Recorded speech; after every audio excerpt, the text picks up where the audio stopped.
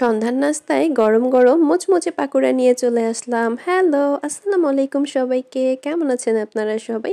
আশা করি সবাই অনেক ভালো আছেন। আর আজকে আমি সন্ধ্যায় জমজমাট একটা নাস্তা নিয়ে চলে আসলাম। একদম মচমচে ফুলকপির পাকোড়া। এই শীতকালে ফুলকপির পাকোড়াটা অনেক ভালো লাগে খেতে। আর এইদিকে আমি আগে থেকে মেরিনেট করে রেখেছিলাম ফুলকপিটা সিদ্ধ করে। আর ব্যাটারটাও গুলিয়ে রেখেছিলাম। এই যে সুন্দর এই ব্যাটারটা আমি করেছি আজকে। চালের গুঁড়া দিয়েছিলাম, সাথে বেসন, আর এখানে কালো জিরা দিয়েছি। আর মশলা যা আছে লবণ, হলুদ, ধনিয়া, মরিচের গুঁড়া, এইগুলো সব কিছু দিয়ে আমি সুন্দর করে এটা মাখিয়ে রেখে দিয়েছিলাম রেস্টে। তো 1 ঘন্টার মতো এটা রেস্টে ছিল। আর ফুলকপিটাও আমি আগে থেকে যেহেতু সিদ্ধ করে রেখেছি, এখন হাই হিটে এসবগুলো আমি ফ্রাই করে নিব। তো আমি ফুলকপিগুলা ব্যাটারে ডুবিয়ে এই যে তেলের মধ্যে ছেড়ে দিচ্ছি। তেলটা কিন্তু আগে থেকে গরম করে নিতে হবে, না হলে কিন্তু সসপ্যানে লাগিয়ে যেতে পারে।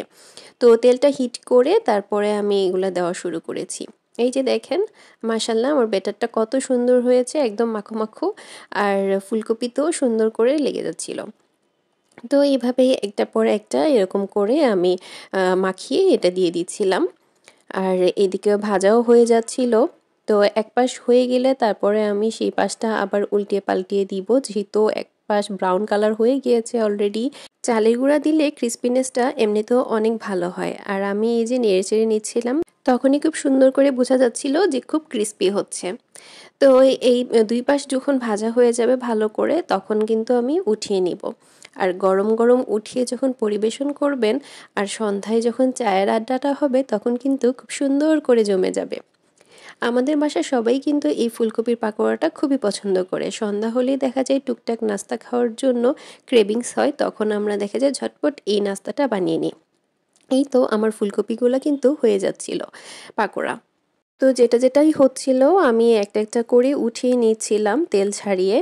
আর এখানে আমি আগে থেকেই টিস্যু ইউজ করে নিয়েছি। আমি তেলের যে কোনো ভাজা পোড়া সব কিছুতেই দেখা যায় উঠানোর সময় টিস্যু ইউজ করে উঠাই, টেনে নেয়। আর এটা আমাদের হেলথের জন্য খারাপ হয় না, যেহেতু এমনিতেও ভাজা পোড়া আমাদের হেলথের জন্য তত একটা ভালো না, কিন্তু খুবই মুখরোচক। তো যতটুকু চেষ্টা করা যায় তেলটা যেন একটু কম হয় সেটাই ট্রাই করি। আর এদিকে কিন্তু আমি সেকেন্ড শিফটের ভাজাও শুরু করে দিয়েছি। প্রথম শিফটেরগুলো সবগুলো ভাজতে দিয়ে আমি দ্বিতীয়বারের মতো দিয়ে দিচ্ছি যেগুলো বাকি ছিল আমার ওঠানো সেই পাকোড়াগুলো কেমন হয়েছে। এই তো দেখেন, অনেক সুন্দর মাশাআল্লাহ ক্রিস্পি হয়েছে আর ইয়াম্মিও হয়েছে। আমি একটু খেয়ে টেস্ট করে দেখছিলাম, ভিতরে কিন্তু খুব সুন্দর হয়েছে সিদ্ধটাও, আর বাইরে থেকে কিন্তু খুবই ক্রিস্পি হয়েছে। আর খুবই মজা লাগছিল আমার খেতে। আপনারাও চাইলে বাসায় এভাবে ট্রাই করে দেখতে পারেন মজাদার ফুলকপির পাকোড়া। আজকের ভিডিওটা এই পর্যন্তই। এতক্ষণ পাশে থাকার জন্য সবাইকে অসংখ্য ধন্যবাদ। আল্লাহ হাফেজ।